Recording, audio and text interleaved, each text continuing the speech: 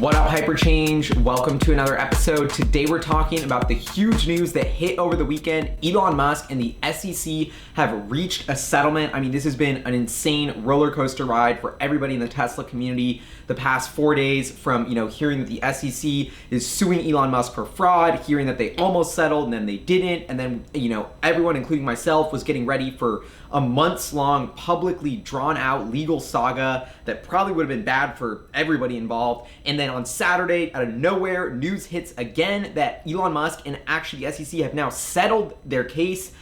So let's run through the terms really quick, and then I'm gonna give you my analysis on whether I think this is good, bad for Tesla stock. I mean, as I make this episode, shares are trading at $308 a share, up like 16% on the day. It's Monday morning right now, around like 11:30. So an awesome day for Tesla longs. But let's first things first, let's break down the settlement. So as a part of this new deal, Elon Musk is gonna be forced to step down as chairman of the board of Tesla within the next 45 days. They have to find a new independent chairman of the board of the company, and Elon Musk is not allowed to be chairman for 3 years. So this is not that big of a deal, because the key part is that he is allowed to stay on as CEO and will be able to continue to run the company. Now, additionally, as part of the settlement, Elon Musk and Tesla each have to pay $20 million to the SEC for penalties. $20 million may sound like a lot, but for Tesla and Elon Musk, this is nothing, a drop in the bucket, just sort of a slap on the wrist fine. But then potentially the biggest part of the agreement is the last part, where Tesla sort of has to overhaul their board of directors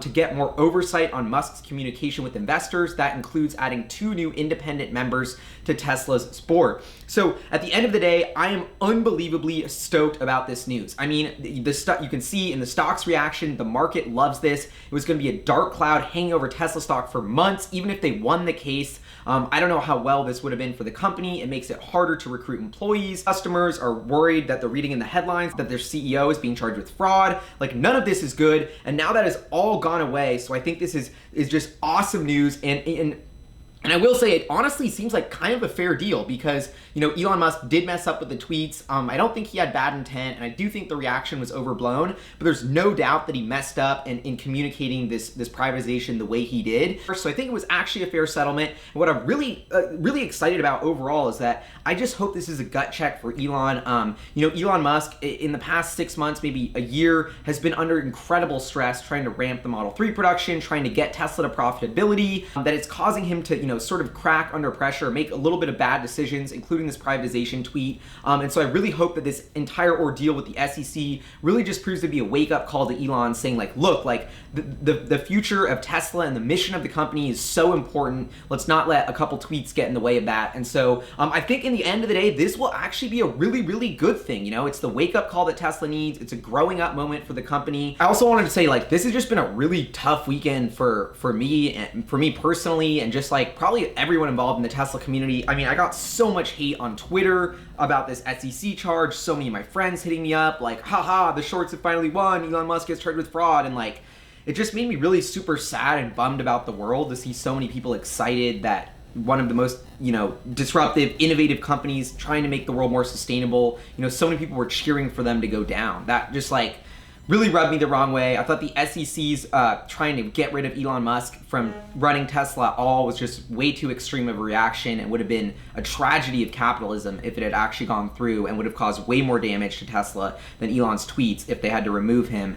So, I'm so glad that isn't the case. And I'm honestly, and then on another note, like, it's why it's been such a roller coaster of a weekend is, Tesla's making their end of quarter delivery push. And as a part of that, there's actually been people, one of my favorite podcasters, huge shout out to DMC Ryan from the Ride the Lightning unofficial Tesla Motors podcast. He basically asked Elon on Twitter, like, hey, look, like, do you need any help? Because I'd love to volunteer to help with deliveries. If you need it, let me know. And Elon was like, sure, why not? And so I listened to his podcast. He actually did go to the delivery center in Fremont. He did help people. He tweeted pictures about it.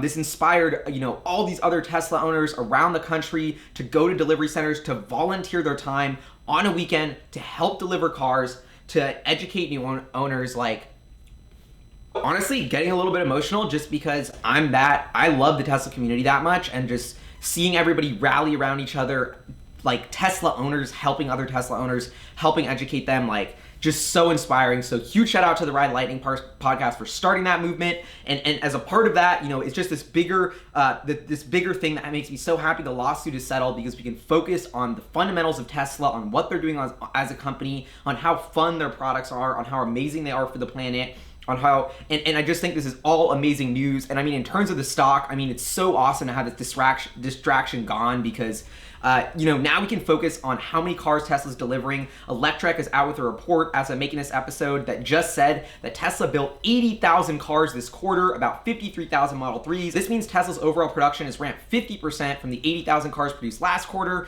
So if those numbers are anywhere close to accurate, this is incredible progress by the Tesla team. I mean, they're not just selling software, they're actually building cars. To expand a manufacturing operation at 50% sequentially quarter over quarter is incredible. And that's an insanely rapid scale up for this type of operation, and that's why I'm so bullish on Tesla. I think they're an incredible manufacturing company. They're learning faster than ever. They're getting better at selling cars than ever. I mean, the Model 3's official market share data, which is going to come out in a day or two, I think is going to validate that the entire industry is being disrupted by this product. I mean, in August, according to some of the data I'm reading, the Model 3 was the highest revenue car in the entire country. Like, no single car generated more revenue in the entire country, not just electric, than the Model 3. It was something like $1 billion in August. It'll probably be another $1 billion in September. I mean, the scope and disruption of Tesla's Model 3 and just their car lineup cannot be understated. And I'm so excited the focus is going to return to that now that we've gotten rid of this SEC sideshow. And so I'm going to make another episode, maybe even today or whenever these production and delivery numbers come out from Tesla officially, analyzing how Tesla's production is scaled, how the deliveries have gone.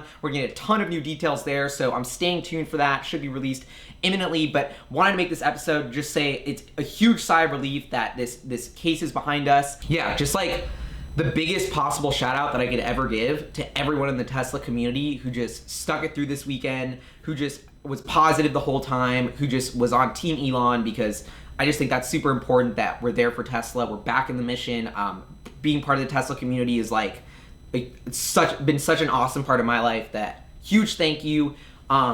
Also, I will, what's so funny is that over the weekend, I have a billionaire, multimillionaires, a lot of really smart hedge fund people that if I said their name, have been emailing me personally, have been tweeting me personally, and have been really just saying Elon's gonna go to he's not gonna be leading the company anymore. You should sell all your stock and donate to charity if you really want to do good for the world. This is the last chance to save your reputation. You're a cult member. And what's so, it's not even just random trolls on Twitter. These are multi-millionaires. These are people who are respected on Wall Street, and I'm like, why are they taking time out of their day to email me on the weekend, to email me nonstop, to just try and force me to get out of my position, to scare me? First of all, it just felt weird and bad that some people who I used to consider my heroes in the investment world are using such lame, dirty tactics. And then the more and more I thought about it, I was just like, wow, if you're really a multimillionaire hedge fund manager who's short Tesla and you're taking time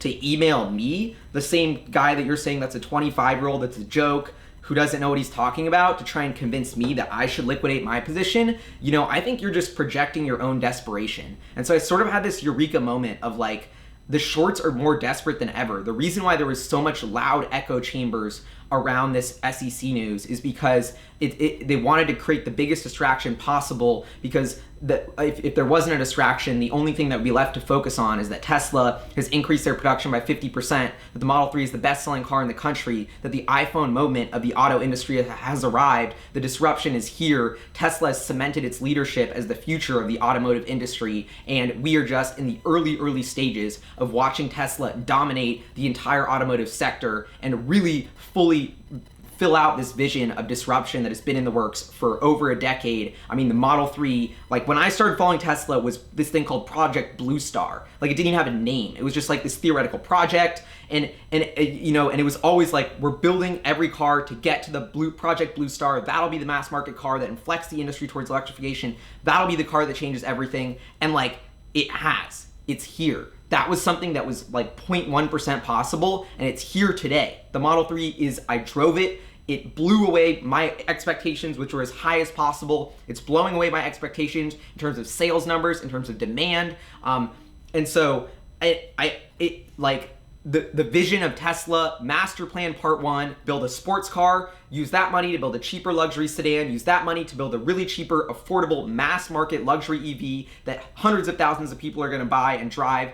That is here. And so that is the news that the shorts don't want to know. That's why they're getting louder than ever, because they don't want to accept the fact that Tesla's mission is closer than ever to succeeding. The company is closer than ever to profitability. It's in a more stable, secure position financially than it's ever been in.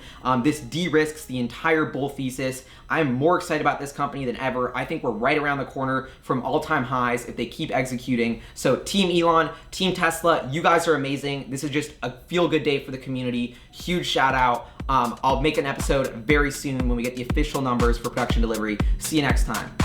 Peace.